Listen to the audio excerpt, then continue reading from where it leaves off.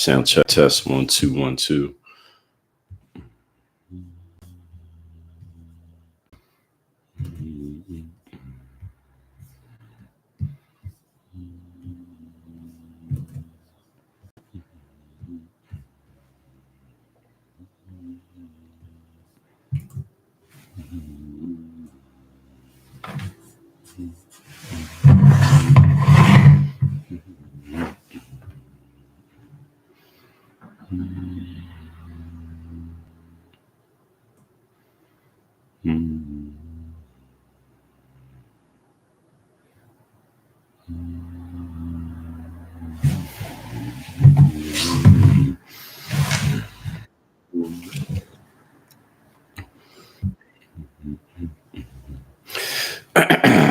Good morning, good morning, good morning.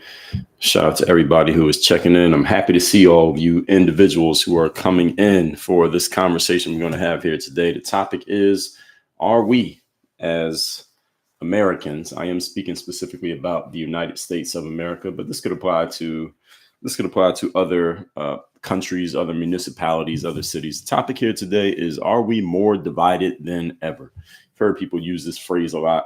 Often it is used in political discussions. Often people would throw this around. You heard people throw this around a lot around Donald Trump. People who are opposing him, his political rivals opposing him, saying that we're more divided than ever, and using him as the scapegoat for the division that people are claiming that we have more of now than we have ever had in the past. I'm going to introduce this topic a little bit more in a moment. And first of all, let me just say good morning to everybody who is checking in. Shout out to people over on TikTok. That's one place we're streaming. Number 2, we are streaming on Instagram. Shout out to Instagram. Number 3, YouTube. These are not in any particular order of importance. YouTube, number 3. Rumble, number 4. X, number 5. LinkedIn, number 6. And Facebook, number 7. So we are streaming live in 7 places right now. So if you see me kind of shifting my vision from one direction to another, Instagram is right directly in front of me. And I often pull the Instagram video from my clips. That's why I often look directly at the Instagram video. But I am streaming in 7 different platforms right now, and I will take all questions and comments at the end when I get done. So thank you, everybody, for checking in. The topic, again, is, are we more divided than ever? Now, you hear people use this term, as I said, often it's been used politically. People use this against Donald Trump and saying Donald Trump must be the reason why we are divided. Today, we're going to address this phrase and find out if this is actually happening. And if not, we're going to find out why it's not happening. And either way, you're going to have absolute crystal clarity on why this phrase gets used, why it's become so popular, and what it actually means. I'm going to help you understand what it really means is not what you may think it means, or at least not what you've been told that it means. So my name is Dre Baldwin. Many know me as Dre all day. I'm a former 9-year professional athlete, author of 35 books, and I'm 4 TEDx talks. I run this company, this brand called Work on Your Game. Our job over here is to take the stuff that helps athletes reach the top of the sports game, and we translate that over to the business and the professional game. We do that helping entrepreneurs, transitioning professionals, sales teams, anyone who is ambitious about where you want to go. Those are the people who we work with. We have a program called Work on Your Game University. That's where you can have me as your coach. That's where you can have me as a speaker, consultant, trainer for your team, business, or for yourself personally. That's all happening at workonyourgameuniversity.com. So let's get into this topic again, which is, are we more divided than ever? So first of all, let me answer the question in short, and then I'm going to take the rest of this next 90 to 120 minutes. I'm going to answer the question long. So the first short answer to the question is, no, we are not. We are not more divided than ever. Even though some people want to say that, some people have proposed this, some people have continued to push this idea, and some people maybe even disagree with the fact that I said that, and you want to argue against me and tell me why we are divided. I'm going to tell you that we're not divided. And again, I'm going to take the rest of this time here today to explain to you why we are not divided. What has actually happened that has caused people to say that we are divided is that we no longer have this small handful of sources of information / facts, quote unquote facts / points of view that we used to. See, what it used to be, and this is something I've talked about many times in my previous lives. If this is your first time watching me live, I want to make sure all of you know, actually, I should have said this at the beginning. I'm going to make this one of my housekeeping points moving forward. Make sure you go to my YouTube channel, and just my link to my YouTube channel is in my bio if you're on TikTok, Or if you're not on TikTok, just go to YouTube and type in my name, Dre, D-R-E. Last name is Baldwin, and you'll find my YouTube channel. All the lives that I've done in the past, I've been doing these for about 4 months, Monday through Friday now on all these platforms. You can find all the replays on my YouTube channel. So one of the things that I've said in the past, and I'll continue to say it, is what has changed is back in the day, and when I say back in the day, let's just say pre-social media, before social media existed. So let's just say it's 2025. So let's just go back 20 years. Let's say 2005. Back in the day, you used to only have a few sources of information from which you could hear people talk about what happened, why it happened, their interpretation of where it came from, and what's going to happen next. You only had a few sources, which was on TV. You had the news networks, and there were only you could count all the news networks. Now, cable TV had 300-400 channels back then, but they weren't all news. And they were all under big conglomerates, and there were only a couple sources. So let's say there were 10 news networks back then. There were 10 different platforms that could tell you what happened, and you can pick and choose which one you wanted to listen to. Now, they would all have different opinions, of course, but there were only a handful of sources. You could count the sources from which you could get information, news, points of view, etc. back in the day. Now, in 2025, let me ask you a question. How many different sources are there of places from which you can hear about what's happening, why it happened, how people feel about it, and what's going to happen next? How many different sources do we have today in 2025? The answer is you can't even count. Nobody can even actually give us a number. We don't know. We got as many as there are people on social media, which is, according to the numbers that you get from Facebook and TikTok and Instagram and everybody else, 1 billion. It may be more than their even number of people on the planet, because any one of us could have 10 TikTok accounts. We get 10 different YouTube channels. There are so many different sources of information these days. That's why it feels like we can't get everybody, whoever is we is. Everybody's not on the same page anymore, because people can get their information from so many different sources. It's not like if you went to school in 2005, you go into class, let's say it's 30 people in the classroom. Well, 8 of you might have listened to Fox News, and then 12 of you listen to ABC, and then the rest of everybody else listen to CBS. So you got 3 different perspectives that are there in the room. Nowadays, if you go into a classroom and it's 30 people, each one of those 30 people could have gotten their information on the same subject from 30 different sources. That's what's changed. So while back then, again, it could be 3 different sources amongst everybody in the room. Now, every single person in the room could be getting their information from somewhere else. So if I threw a topic out here today and said, what do y'all think about this? And I took everybody who's watching this, whether on replay or live, and said, or what do you think? Where'd you get your information from? Each one of you could have a different source of information, and it doesn't make anybody right or wrong. That's what has changed. So it seems like everyone has, and there are several other pieces that I'm gonna get into with this, but it seems as if we're quote unquote divided. When people say we're divided, what they're saying is it seems like not everybody's on the same page, and that's completely fine. I believe everyone not being on the same page is actually a good thing, is not a bad thing. People talk about we're divided. Again, what they really mean is everyone doesn't have the same opinion. That's a good thing. Everybody's not supposed to have the same opinion. We should all have different perspectives and different ideas and different points of view, and come to different conclusions based on the way that we see things and based on the information that we get. Again, the difference is there used to only be a few sources of information, so it made sense that many people were on the same pages. Now, because we all get information from different places, now it makes sense that not everybody's on the same page, because we're getting different information on the same subject in different places. Just yesterday, as a matter of fact, and I'll probably talk about this, I might talk about it on Monday. There were people arguing about the climate, right? You know, you get these climate arguments happening in America anytime there's any type of natural disaster that happens. So you got the fires happening out in California, and hopefully anybody who's out in California is safe. I know some people out there who've had to leave their places, and hopefully they go somewhere safe.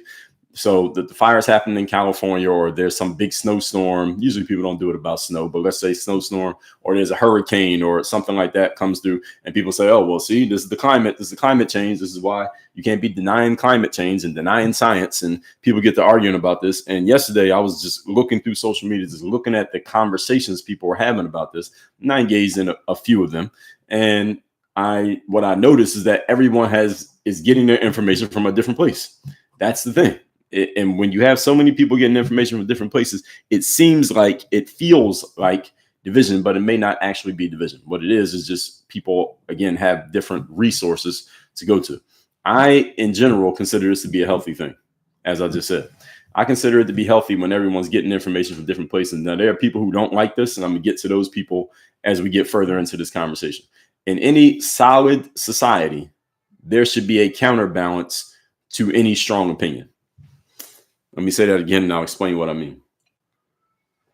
In any solid quality society, there should always be a counterbalance to any strong opinion on any subject. There should always be a counterbalance. What exactly do I mean by this? By saying that there should be I'm just looking over on TikTok just to see what these stats are telling me what this means. Okay.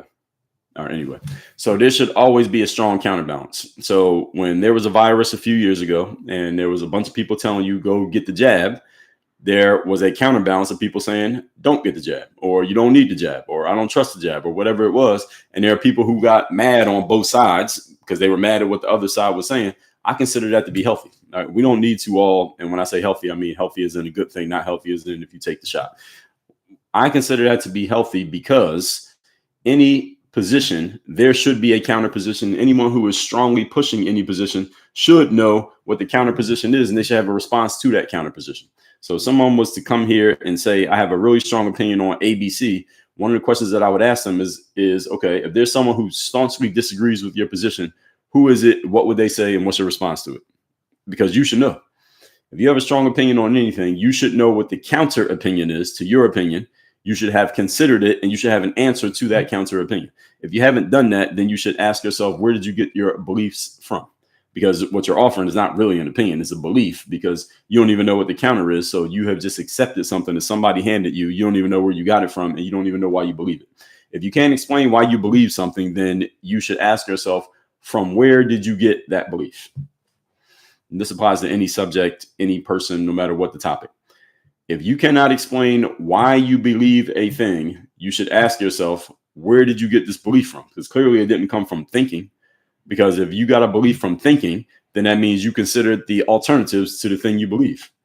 If you can't explain your belief, that means you haven't thought about it, which means you have probably never considered the alternative, because you don't even know if there is an alternative, because you didn't even think about the one that you do have. You didn't even think about the one that you do believe. And a lot of people operate their entire lives based on this. And usually we get our beliefs from our environment. So that could be your parents, whoever raised you growing up. It can be your friends and family members who you're around a lot. And it can be whatever place that you hang out at, or whatever place that maybe you have no choice but to adopt the beliefs that are handed to you, such as some of you work in certain places where you can't have certain opinions. And there are certain opinions that you have to have if you want to keep that job, or you want to not get fired, or you want to continue moving up in your career. There are many places like this in the corporate world, in the governmental space, in the academic space, the three biggest bureaucracies. Well, three bureaucracies that I know. There are other bureaucracies, but those three are three big ones where you can't just have any opinion you want to have and keep your job. You offer the wrong opinion, you lose your job. Or you do the wrong thing, you lose your job. I consider it to be healthy because, again, any solid society or environment, period, there should be a counterbalance to any strong opinion. Even in a business, a team, you want to have, people talk about DEI, right? And the first letter in DEI stands for what? Stands for diversity. Now, the way that diversity is actually employed, when you hear people talking DEI, and I did a live on this as well, you can find it on YouTube, is their diversity is diversity of skin color and diversity of immutable characteristics, such as skin color, gender orientation, sexual orientation, and just gender, period. So diversity for companies that use DEI is, okay, we got a bunch of men in here, we got to bring in a woman. We got a bunch of white people, we got to bring in a black person. We got a bunch of heterosexual people, we got to bring in somebody who's not heterosexual. That's how they use diversity. That's the wrong way to do diversity, because what you actually need in a diverse environment is diversity of perspectives, diversity of skill sets, and diversity of opinions. That's the real kind of diversity that you need. Just like on a sports team, it's not like the New York Knicks got a bunch of men on the team and they say, well, let's put a woman on the team. It's not like the Miami Heat has a bunch of black guys and they say, well, we got to sign a white guy so we can be diverse. That doesn't make any sense. The reason why they don't do that is because it would hurt their performance immediately. And this is the reason why I draw from my background as a professional athlete into what I do now as an entrepreneur and a business owner, because in the sports world, these kind of frames that get passed right through you all in the corporate world and in these bureaucratic worlds, they don't work in the sports world, because the sports world is the ultimate meritocracy. So you may be wondering, well, Joey, why do you defer to the sports world as the baseline? I defer to the sports world as a baseline for two reasons. Number one, because I'm an athlete. And number two, because in the sports world, you can't push bullshit and get away with it. So you can push bullshit and get away with it in corporate America. You can push bullshit and get away with it in the government. You can push bullshit and get away with it in academia. You cannot push bullshit and get away with it in sports, because there is one ultimate arbiter in sports, and the arbiter is not a human. See, the thing is, when the ultimate decision maker in an environment is a human being, you can lie to them, tell them some nonsense, and if they want to believe the nonsense, they will accept it, even if they know in their heart of hearts that what they're accepting is some bullshit. A human being can be fooled and tricked and lied to and manipulated. You can manipulate a human being. Any human being can be manipulated, and they can be the ones doing the manipulating if they want to. Yeah, everybody understand this? And in the corporate world, the academic world, the governmental world, these are all the ultimate decision makers in these places are human beings, and human beings can be corrupted. Any human can be corrupted. In the sports world, the ultimate decision maker is not a person. The ultimate decision maker in the sports world is the scoreboard, because at the end of every game, just yesterday, there was the college football playoff. There was Notre Dame against Penn State. When I opened up the ESPN app, I saw the outcome of the game. Notre Dame defeated Penn State. How do I know that Notre Dame won the game?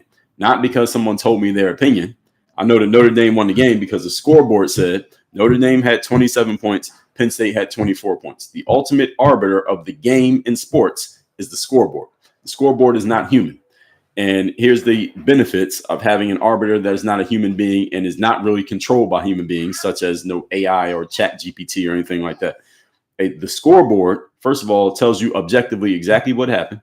The scoreboard does not make up a story. The scoreboard does not have a personal opinion. The scoreboard does not have a leaning to the left or to the right. The scoreboard does not have any feelings about this person or that person. The scoreboard just tells you straight up, black and white, objectively what it is.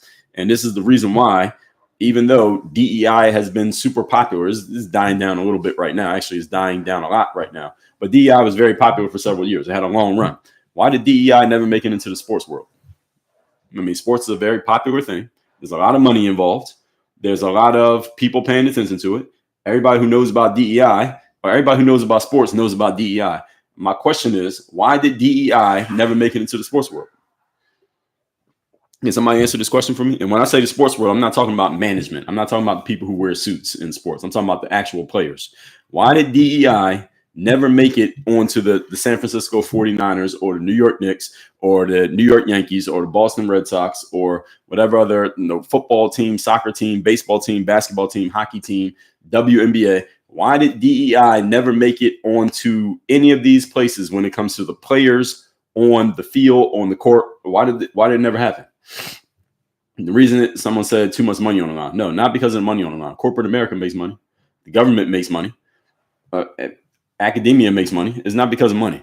The reason it didn't happen is because if you were to start putting people on the Knicks or the Lakers or the Yankees based on diversity rather than on actual ability, then it would be obvious immediately by the scoreboard that this person should not be here. That's why DEI never made it into the sports world. So that's the actual answer. Last name Charles, yes, because sports are results based, but even further than that, because corporate world is results based in some ways, but not as objectively and not as cleanly as sports are.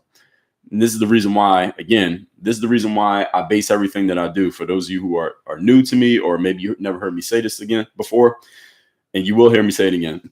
Excuse me. The reason I base everything that I do around my background as an athlete is because of this frame, not just because I was an athlete, but I'm glad that I was an athlete because it helped me understand this frame, and it makes all the things that you see in the business world, the bureaucratic world, the corporate world, the government world, the academic world that doesn't make sense. Now it makes sense when you understand this, because if I was to go become a college professor, or at least try to become one, the ultimate decider of whether or not I get to have a job and keep a job is whoever runs the academic, let's say the dean of students or the president of the university, whoever makes the final decision. Or it might be a committee of people, right? I might have to go to 6 or 7 interviews, and I got to sit down with a committee of 8 people, and they get to decide, do we want to hire Dre or do we not want to hire Dre? The ultimate arbiter, whether I get a job or not, are a bunch of people. Now, Of course, a bunch of people get to decide if I get to play for the New York Knicks or not. But are they making their decision based on how they personally feel about me? In some ways, yes. But ultimately, they're making a decision based on what's going to help us win the game. Because the scoreboard determines if they get to keep their jobs. Because see, if they keep losing on the scoreboard, whether they hire me or not, they lose their jobs. Because everybody's beholden to the scoreboard in the sports world. It is an objective arbiter of outcome. Who's the objective arbiter of outcome in the government? There isn't one. Who's the objective arbiter of outcome in the corporate world? There is not one. Who's the objective arbiter in the government? There ain't one. All right, they don't exist. In academia, who's the ultimate objective arbiter of the outcome? There is not one. They don't exist. This is why you can see people who are completely not that good. I'm not even going to use the word unqualified because qualified is a very subjective term. But people who are not that good, by your opinion, people who you don't think earn their position, people who are full of shit, people who are just, they shouldn't even be in the position that they're in, but they're in this a high level or substantial position in one of these bureaucratic spaces. You see this all the time, and they get away with it, and they have entire careers. Why? Because there is no objective arbiter that can point out that they're garbage. It's all based on human subjectivity. This is the reason why I like being an entrepreneur. In the entrepreneurial world, yes, there's human subjectivity. There's a whole lot of it. But this is why I explain my frame. I explain my frame because the frame is who's the ultimate objective arbiter. And I explain this to business people as well. Last name Charles on Instagram said, wouldn't it be revenue in the corporate world? Not necessarily. It's not definitely not revenue. It's profit more than revenue. But you also have to keep in mind that not every business is focused completely on how much money they make. Some businesses will sacrifice money to do other things. Not every business operates by the same goals. Some businesses' goal might be we want to give away money. So, like, for example, there's a company, Tom's Shoes, I believe is them, that when you buy a pair of shoes, that they donate a pair of shoes. So not every company, not every business is operating with the same scoreboard. So some businesses want to make as much money as possible and they'll sacrifice everything. But some businesses, they'll give 30 days of vacation to everybody on their business every year. And they know that's costing them money, but they'll do it. So they're not focused on just the money. They want to make money, but there are other things that they'll prioritize at different levels. So every business doesn't operate by the same scoreboard. But in the sports world, the New York Knicks, the Chicago Bulls, the LA Lakers, the Milwaukee Bucks, the Miami Heat, they all operate by the same scoreboard, which is how many games did we win? Did we make the playoffs? Did we win the championship? They all have to go by that. They all get judged by that. And none of them can say, well, we're not focused on the championship. We're focused on this. That doesn't make any sense. People wouldn't accept it. So that's the reason why the sports world is the ultimate meritocracy, is the closest thing you'll get to it. Now, there can be some shenanigans in sports as well, but is the closest thing to a meritocracy you'll ever see. So getting back to what I'm actually talking about here today is, are we more divided than ever? It's when strong opinions, the reason that the division thing gets thrown out there, and I'm going to get even deeper into this as we move forward, but it's when someone has a strong opinion on either side of a conversation and that opinion gets smothered, canceled, not allowed, or suppressed in any way. See, this is when we start to get real division. This happened. All of you saw this. I don't care where you live, during that virus that we had about 5 years ago. We had that virus 5 years ago. What happened? A whole bunch of opinions that were going against the grain of what the mainstream message was. Those opinions were being smothered. Those opinions were being canceled. Those opinions were being suppressed. And people just could not share those opinions. Those opinions just couldn't get out there. You couldn't get the message out there. Mr. Zuckerberg, the person who runs Meta / Facebook, he and his company, they were very big on this. They were very big in suppressing and canceling and blocking anyone sharing a message that went against the grain of what was, quote unquote, supposed to be said and what was supposed to be believed.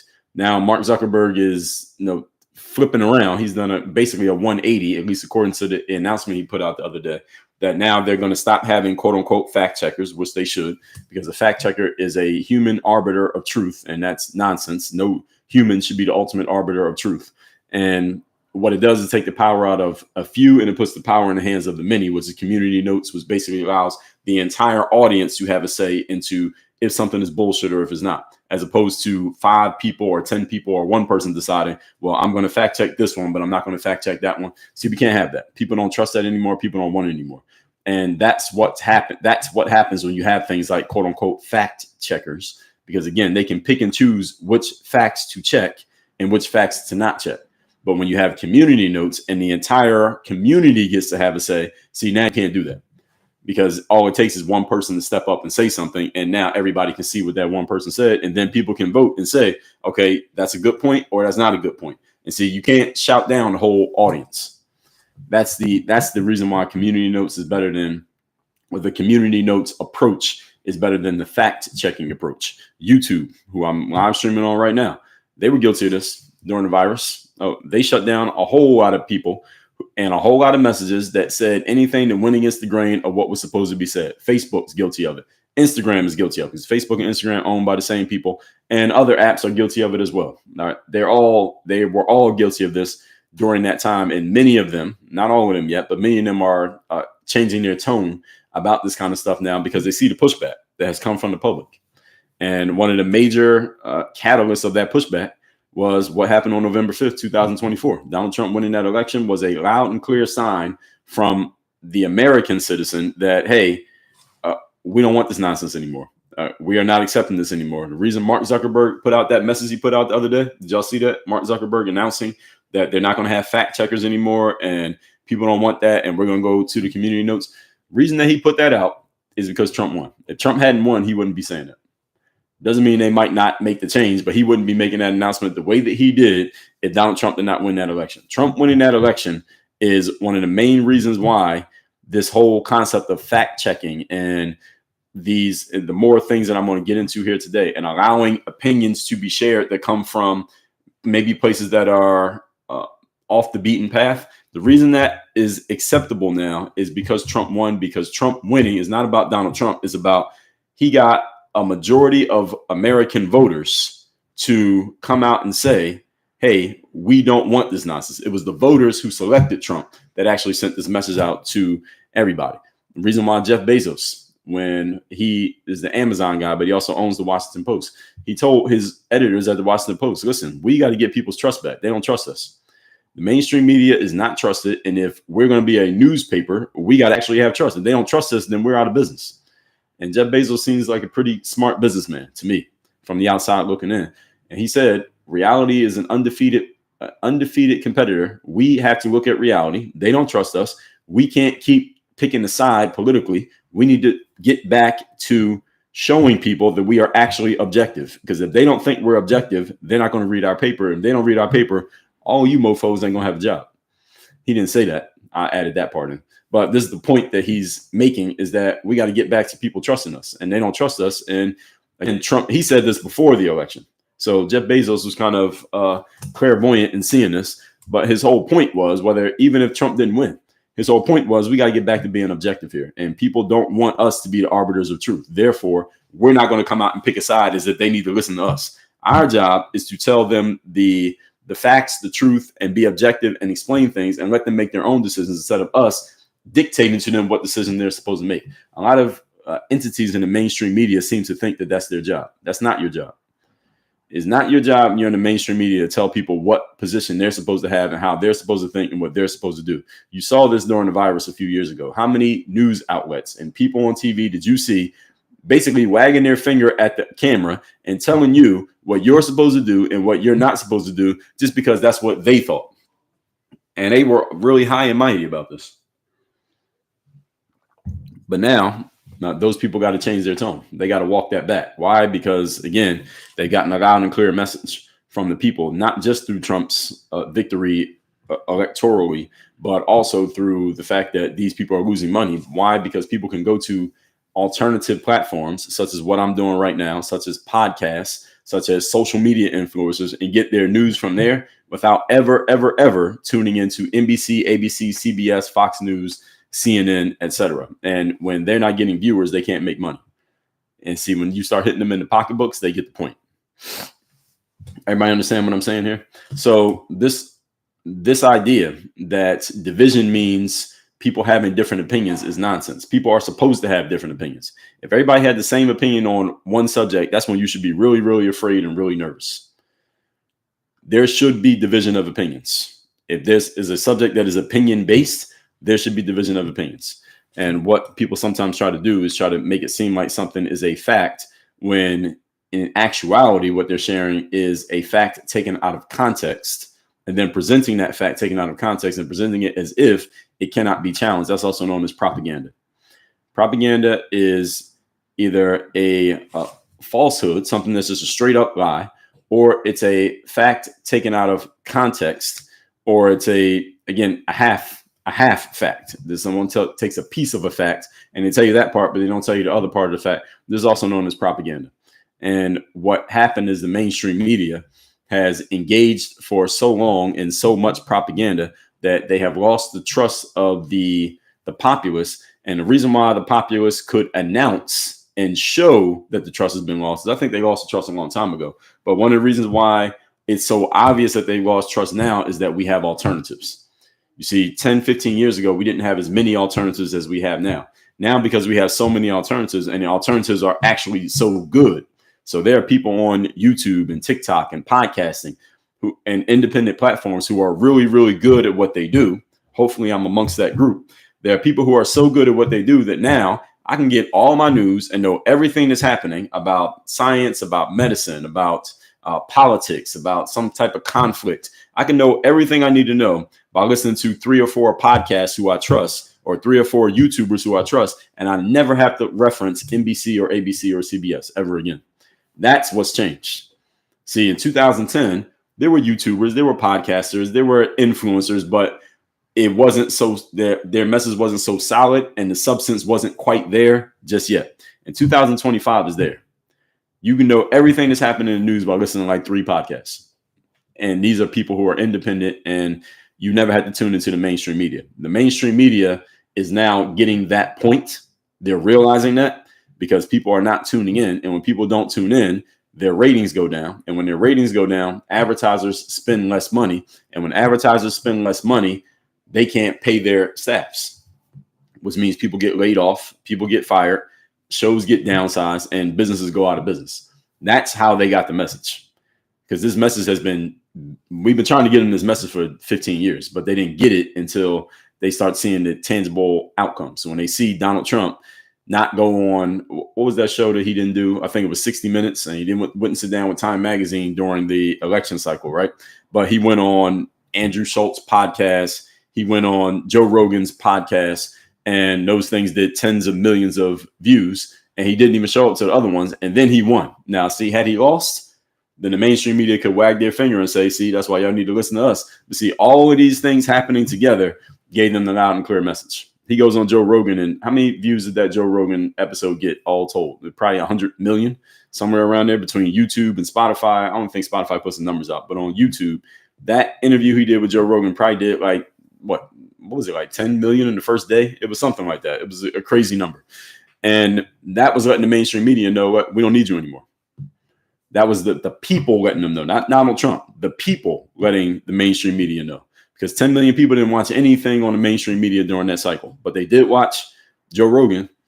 I don't know if they watched anything that Kamala did, and Kamala should have did Joe Rogan. That was a mistake by her. Anyway, side point. So the stuff that you can't hear about, or you're quote unquote can't hear about, or you're not supposed to hear about, or you don't want to express yourself. See, that's the real problem. When people talk about division, that's the actual division, is that when there's an opinion that you won't say out loud because you're concerned about what kind of blowback you'll get from having a certain opinion, that's the real division.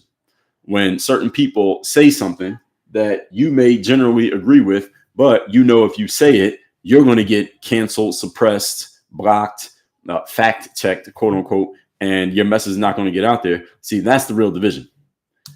When you can see and hear people disagreeing on a subject, that's healthy.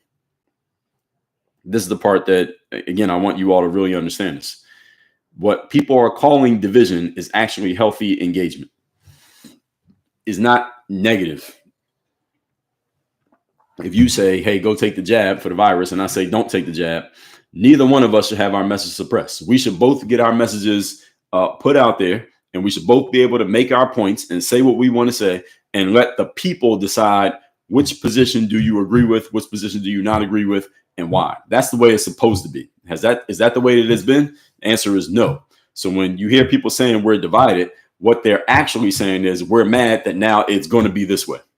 I gave you all that up front to help you understand this. And I'm gonna get into who these people are and why they have this issue in a moment. So when you and I disagree on a particular subject, it does not mean that we are divided. It just means we disagree on the subject. That's called healthy discourse. So if you say, hey, these fires happening in California is proof that climate change is real, and I say, no, it's not, and we have a back and forth discussion, your message, I don't want your message to get suppressed. I want your message to get out there so everybody can see it. And when I put my message out there, you shouldn't want to get my message suppressed. You should want me to get my message out there so everybody can see it. Because if what I'm saying is nonsense, then I'm going to get exposed. And if what you're saying is nonsense, is going to get exposed. The thing is, if either side's message gets suppressed, then we won't know if it's actually good or not, because we didn't get a chance to let the people see and get to say what they want to say. This is called healthy communication and healthy discourse. It is completely fine to disagree. Disagreement should be encouraged, not suppressed, on any subject. I don't care what the subject is. Disagreement should be encouraged, not suppressed. And just because we disagree, again, doesn't mean we're doing anything wrong. So our ideas and beliefs have become much more diverse because of all these different sources and perspectives that we have. Now, let's get to who these people are that I'm talking about, the culprits. People who incorrectly label all of what I've explained here as quote unquote division. They're lamenting the fact that not everybody sees things the way that they see them, and they no longer can control the sources of material that everyone has access to. That's the real problem. The real problem is people who are used to having one perspective followed now don't have the power of keeping everyone paying attention to them. And they're lamenting the fact that now they have to actually compete in the open marketplace with other people who have different perspectives and different ideas, who might be better than them. Those are the people who are actually mad. So these are your quote unquote experts who are used to everyone listening to what they have to say. These are your mainstream media folks who now have to compete against, let me go back. The experts now have to compete against everyday folks who may not be quote unquote experts, but they actually have disconfirming evidence and disconfirming information that can challenge the expert.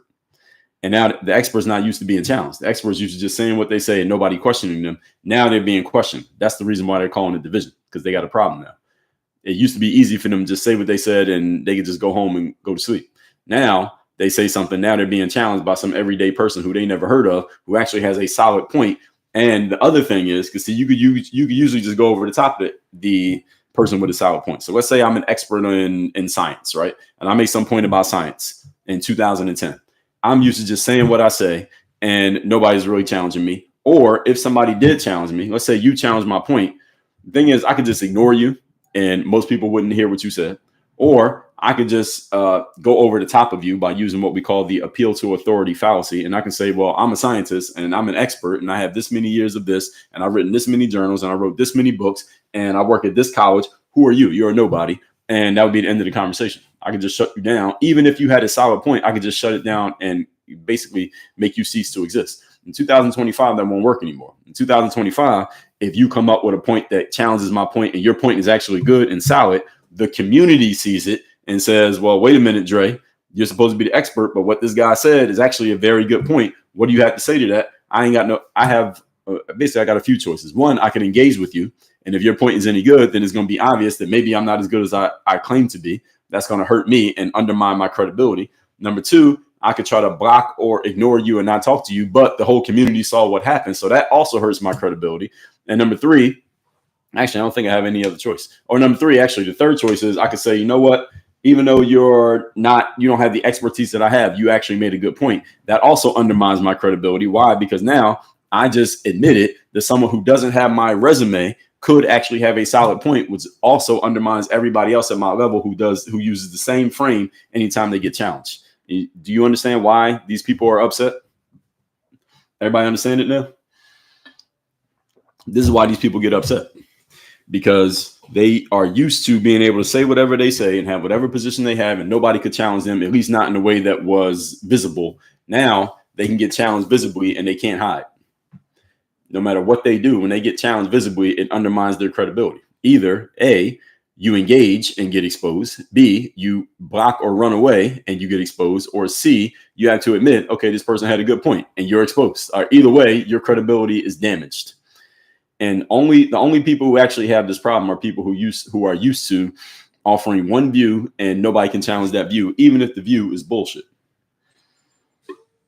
Speaking of views, I remember I heard Donald Trump Jr. This is the first time I really heard him talk.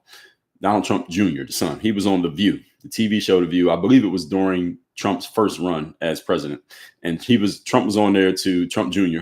was on there to promote a book that he had just written. And I never really heard him talk. I had a certain expectation of how he was. And I heard him talking. This guy actually has a good way of speaking. He was actually making some good points. And after he was on there, he got interviewed by somebody else, and they were asking him about his appearance on The View. And he said, well, the TV show is called The View, meaning there is only one view. And he said, I knew exactly what was going to happen. I knew they were going to attack me and it was basically a hit piece interview, but I knew that was going to happen. So I was prepared for it. And he actually handled it very well. I'm bringing all that up to say this. There's a reason why that TV show is called The View. There is one perspective you're allowed to have, and nobody's allowed to have a different perspective. They front by having we know that the main people who talk on there, Whoopi and I don't know the white woman's name, the chubby white woman. Then you have Sunny. They're all strong liberals, as we know. They hate Donald Trump, et cetera, et cetera. And then they'll usually have one conservative on the show. I believe it's Meghan McCain. Is she still on the show? I don't watch The View, but I see the clips every now and then when something goes out. So then Joy Behar. Yeah, Joy Behar. Yeah, she's the other staunch liberal on the show. They're the main people, right? They run it. It's Whoopi, Joy, and Sunny. They pretty much run the show. Then I have two other women on there. Usually one of them is a conservative, but she's always like basically fighting uphill battles, like one lion against three hyenas, trying to fight against them on the show all the time. But the show is called The View for a reason, because there's one view. There's one perspective. And it's reflective of how the media has been up to this point. And now they're meeting with reality. The cold dose of reality was Trump's outcome, and everything is going to come with it. And these people can no longer control the sources of information that everyone now has access to. Therefore, they are no longer the arbiters of what you should listen to, what you shouldn't listen to, what you should hear, and what you shouldn't hear. They were the arbiters before, so now they have to give up some of their power. And as famous author Thomas Sowell says, when someone is used to being treated preferentially, treating them equally feels like they are being attacked. And that's what's happening with a lot of mainstream media platforms. When you're used to preferential treatment, and then all of a sudden now you get equal treatment, it feels like something terrible is happening to you, but you're just being treated equally. They're just not used to it. And you often hear people talk about us being divided. Again, the people you hear saying that we're more divided than ever. Think about the people you've heard use that phrase. Who are these people? These are people who are usually connected to traditional sources of information. Mainstream media, academics, so-called experts, and people working in government. 1, 2, 3, 4. Those are the only people you hear saying it. We're more and people who listen to them and are fans of theirs. Mainstream media folks, so-called experts in whatever space, people who work in the academic space often go along with being experts, and people who work in the government.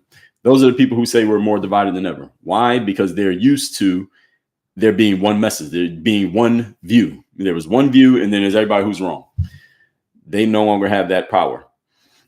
And they understand that it's happening. That's why they're saying this. We're more divided than ever, because they're trying to use emotion to pull you back. And it's one of the 5 stages of grief. Or they're angry and they're trying to use emotion to pull you back to what worked. And they're going to realize that doesn't work. They got to move on to the next step. Eventually, they're going to get to acceptance. Okay, this is the new normal. Some people just move more slowly than others. The problem is just that attention is now democratized. That's what this does. I told you when I started this live stream. And I'm going to take questions and comments at the end, by the way. I'm streaming on 7 different platforms right now. I'm on TikTok, Instagram, Facebook, Rumble, X, YouTube, and LinkedIn, all at the same time. That's the democratization of attention and information. I will not watch ABC, NBC, CBS, PBS, CNN at all when I spend 1 minute looking at any of those platforms all day today, but I will know what's going on. You couldn't do that in 2005. Everybody understanding what I'm saying? And if you've been working there since 2005, or you came up in that environment thinking that that's the way it was going to work, well, again, how do you feel? This idea of uniting everyone, quote unquote, uniting, and this is what the Hillary Clinton's campaign, then she passed it on to Joe Biden's campaign, then he passed it on to Kamala Harris's campaign. They've all done the same thing against Trump, which is they're all framing themselves as, I'm going to unite us, whereas this guy is dividing us. Well, we know 2 out of 3 times, and depending on who you ask, maybe 3 out of 3 times, people didn't want to hear it, not because people want to be divided. And see, this is the tricky part. This is where they get you. See, the American people did not choose Donald Trump 2 out of 3 times. And again, depending on who you ask, maybe 3 out of 3 times. They didn't choose him based on that because they wanted to be divided. That's not the reason. And this whole frame is a false frame to say that, well, if you vote for me, Kamala Harris, you're uniting us. And if you vote for him, Donald Trump, you're dividing us. That's nonsense. All right. The reason that they're doing this is a veiled attempt to shut down any dissenting positions. Oh, you vote for Trump, you're voting for a division. Not true. Because this last election, X number of millions of people united to say no to Kamala Harris. So how are you going to say it's division? If anything, voting for Kamala was a division because you're in the minority. You're the one who's saying the thing that most people don't want. If anything, you can flip it around and make it that way just as easily.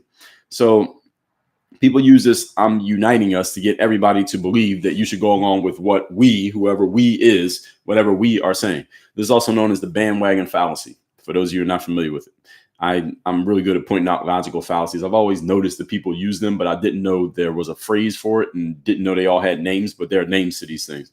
So the bandwagon logical fallacy is a very simple one. This is one you might have seen in the middle school lunchroom. It simply is when someone says, well, all of us, let's say it's 10 people in the room and 9 people all have one opinion and one person has a different opinion. The bandwagon fallacy is when one of the people in the group of 9 says, well, look, all of us think this way. You're the only one who thinks that way. So obviously you're wrong. That's the bandwagon fallacy. Bandwagon fallacy simply is you stating that whatever you believe or what you're doing or what you think must be true because a whole bunch of other people agree with it. That is a fallacy. That's a fallacious way of thinking. Just because a bunch of people agree with you does not mean that you're right. And just because a bunch of people disagree with you does not mean that you're wrong. So if you're the only one in the room who has a certain opinion, that doesn't mean that your opinion is wrong. It might mean you're in a room full of idiots. It might mean that.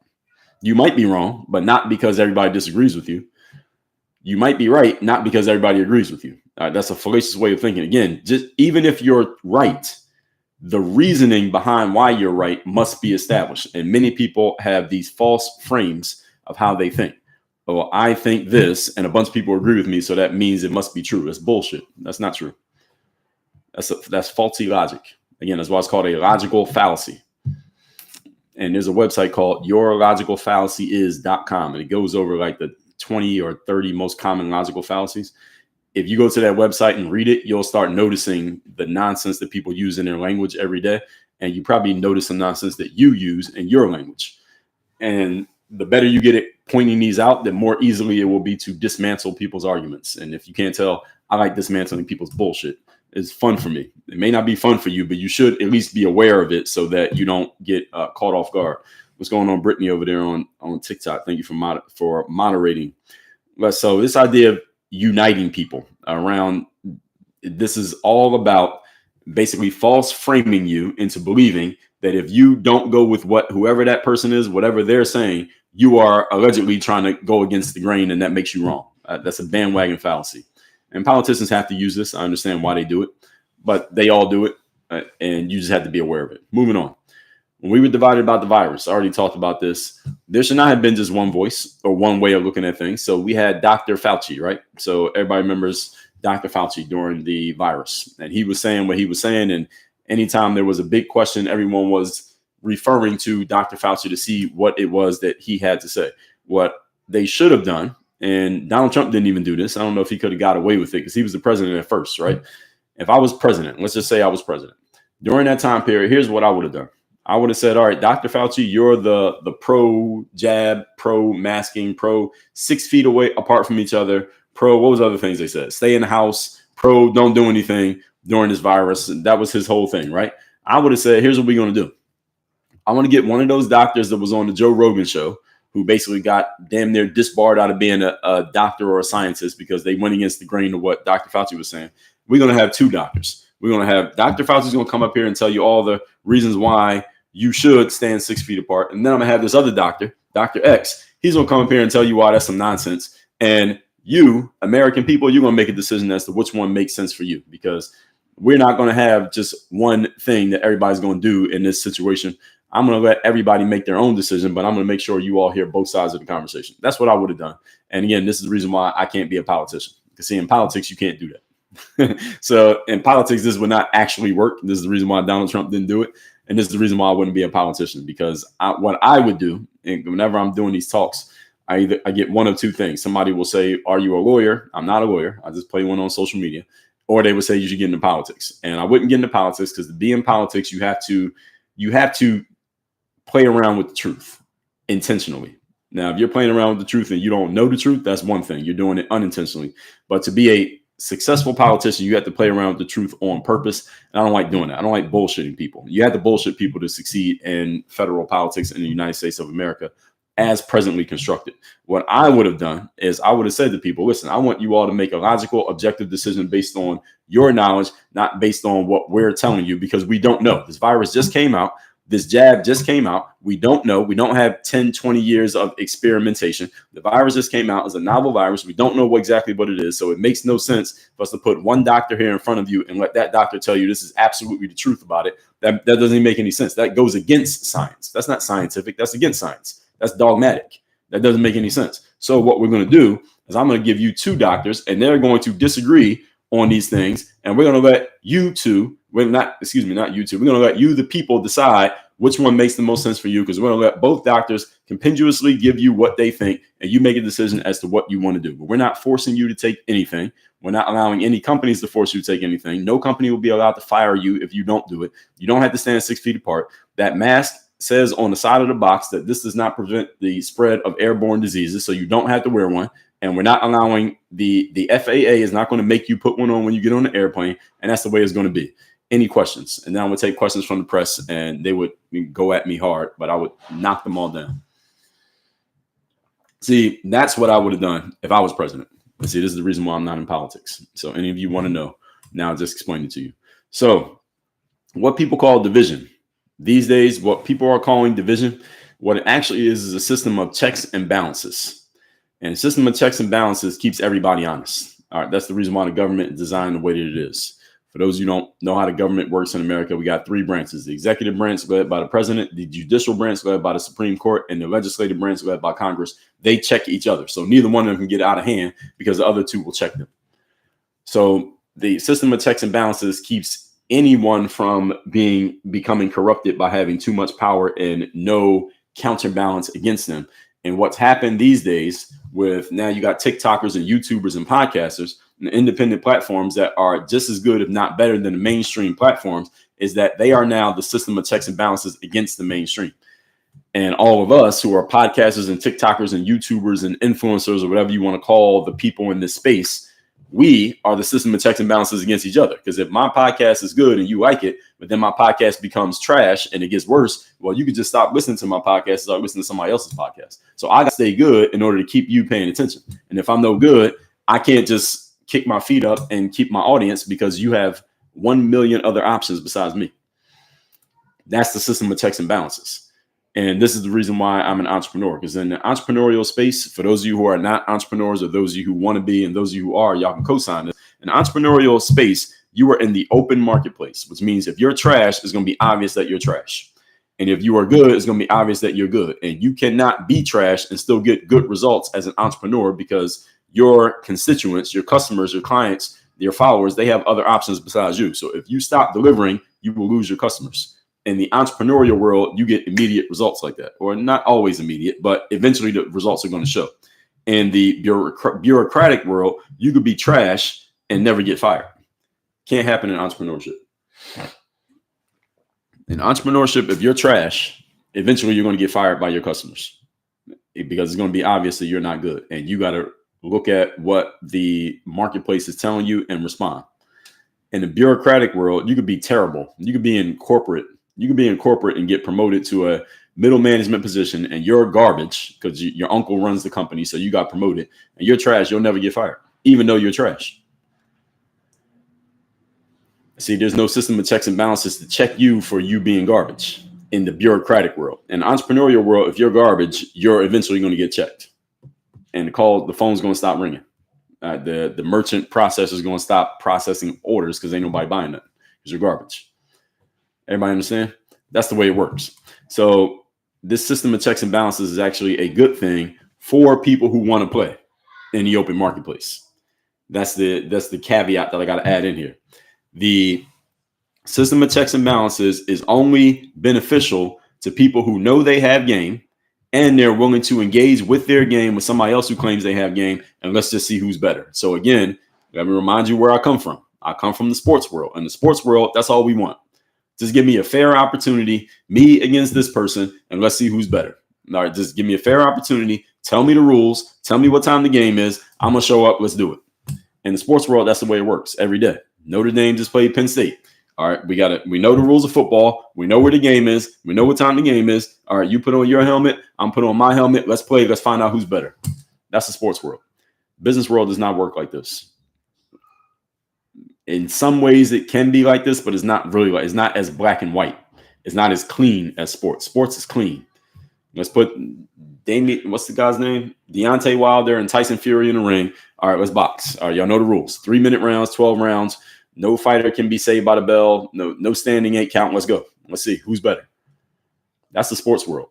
And what's happening is what social media has done positively. Social media is not all positive, but there are many positives. One positive of social media, and when I say social media, what I mean is independent platforms. So including social media, podcasts, YouTube, everything. What this has done is leveled the playing field to where we're going to find out who's actually good versus who's garbage. Because there are some garbage folks who've been able to survive when there were no checks and balances. Now they can't survive anymore. Those are the people most mad, and those are the people talking about division. It's used to describe any perspective or belief that people have that goes against the grain of what the main person wants people to believe. So why would you support someone who's all about division? Again, this is Kamala Harris. Let's look at Kamala Harris versus Donald Trump. What's Donald Trump's background? What's Kamala's background? Donald Trump's background is as a what? An entrepreneur, a businessman. When you're an entrepreneur, again, regardless of how you feel about Donald Trump, we can agree he is an entrepreneur and a businessman. Whether you think he was good or bad, we can agree he was and probably still is an entrepreneur. In the entrepreneurial space, you are in the open marketplace. You cannot hide in the open marketplace. You're either good or you're not, period. And if you're no good, it's going to be obvious that you're not good. And if you are good, it's going to be obvious that you are good because you're going to get the returns.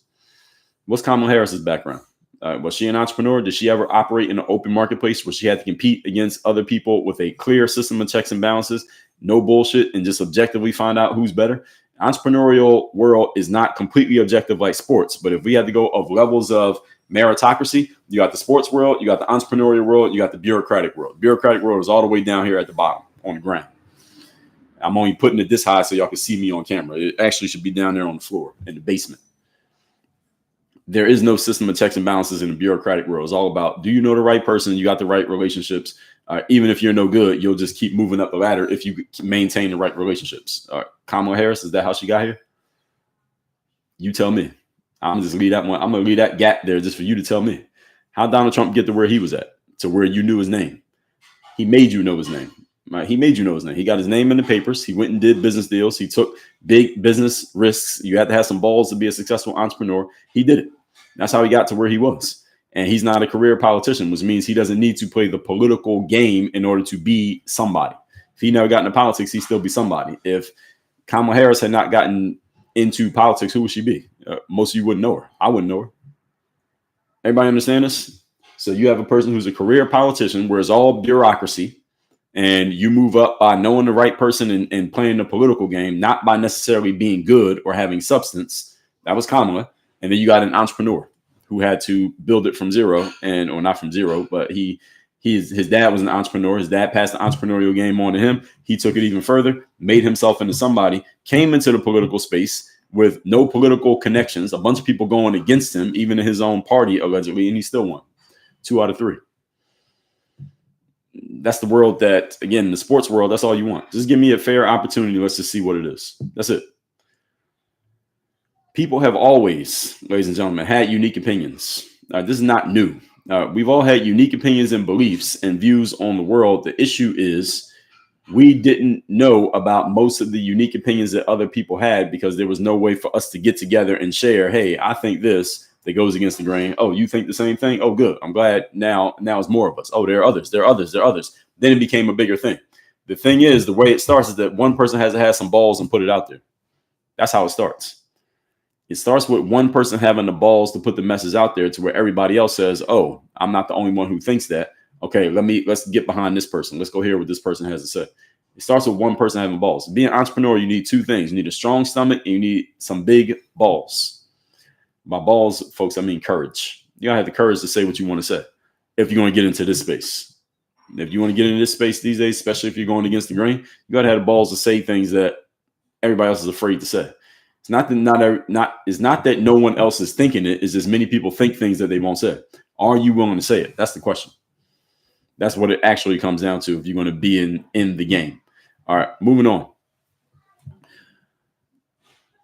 Back in the days, most people could not broadcast their message to everyone in the world. Nowadays, everybody can broadcast their message to as many people as they want to. All right, that's what's changed. We have more access to opinions. I've already talked about this already. And all the internet and technology has done is allow humans to express who they are to more people.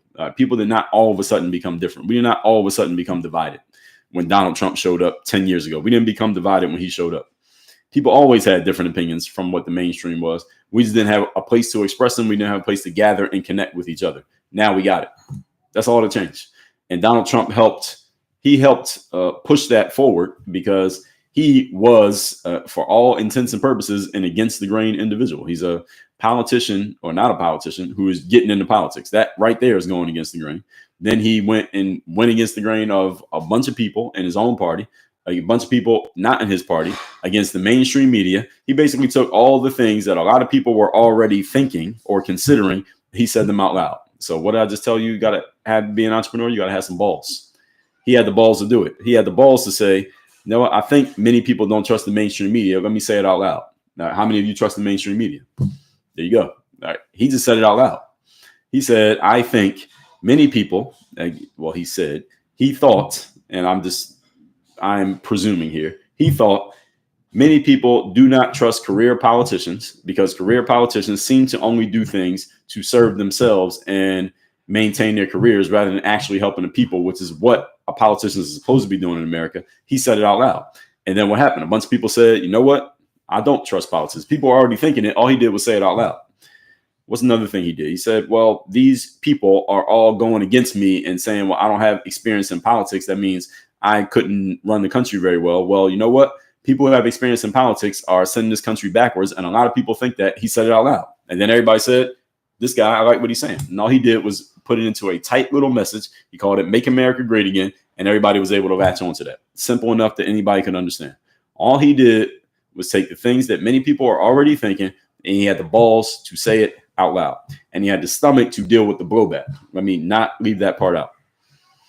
Any of you want to get on and have your own independent platform and put yourself out there and put your message out there?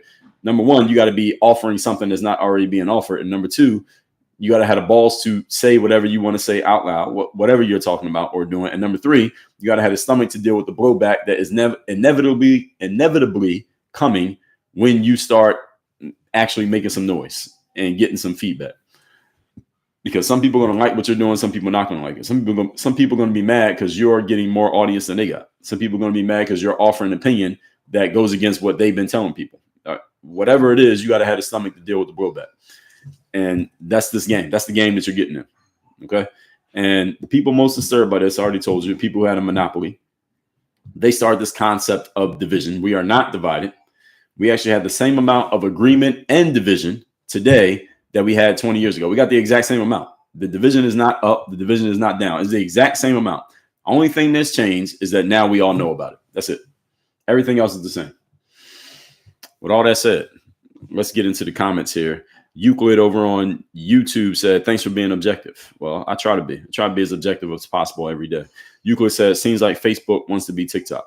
Well, I think everybody wants to be TikTok right now. TikTok has they are dominating the eyeballs when it comes to social media. They're beating everybody. So I see everybody copying TikTok. Even YouTube, they start doing the shorts because they want to copy TikTok.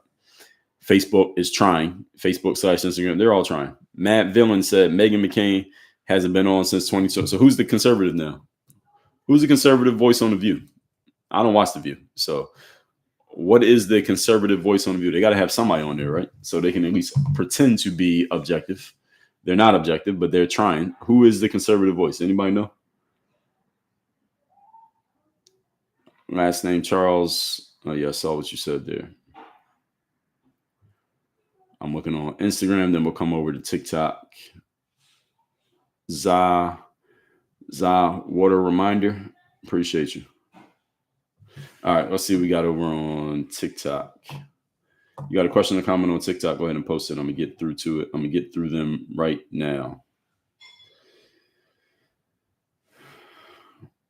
Brady, why you in here? You in my comments talking about things that have nothing to do with the subject. You got to go. Let's see.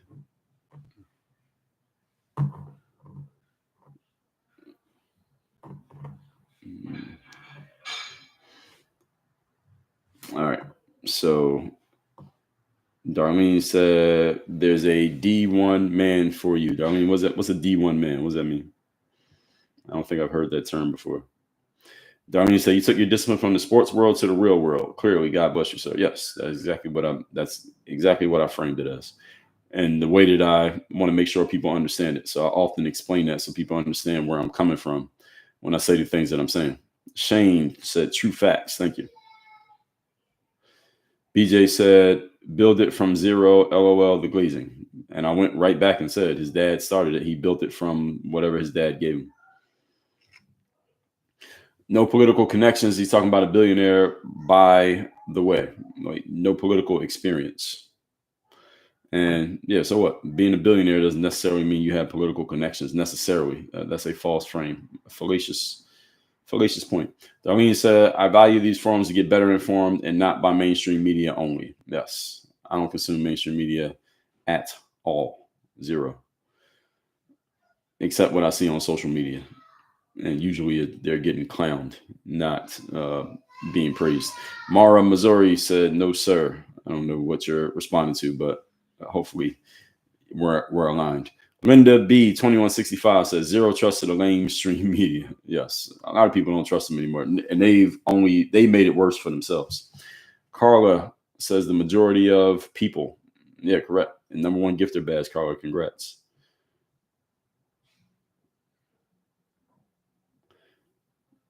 Let's see. And Brittany, if you're still in here, can you get this Brady account? I don't know if they're still being seen. Get them out of here. They're spamming my comments. And if anybody else got a question or Division 1, yes. I know D1 means Division 1, but are you talking about sports or are you talking about something else?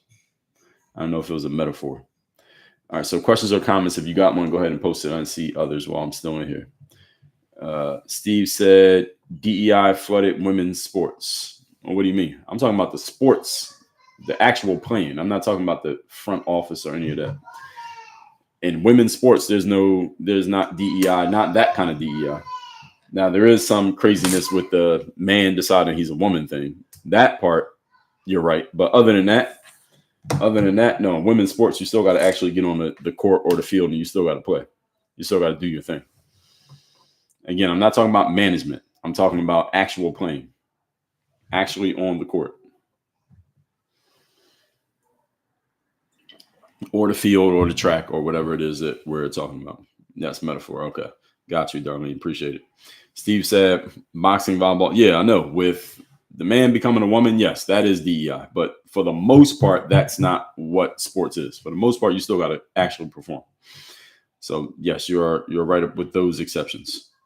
With those exceptions, you are correct. That is a caveat to the point. Okay, so any other questions or comments we will take here. Monday, I think I might talk about the climate thing. I might not. We'll see.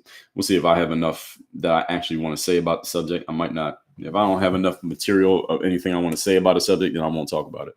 Or anything that might happen today or Saturday or Sunday, then it would lead what we're going to talk about on Monday. So those of you who don't know, I do these live streams Monday through Friday, 8 a.m. Eastern. Usually I go about 90 minutes, sometimes 2 hours, depending on the subject. During the election cycle, I was going like 2 hours. We were doing really long ones then.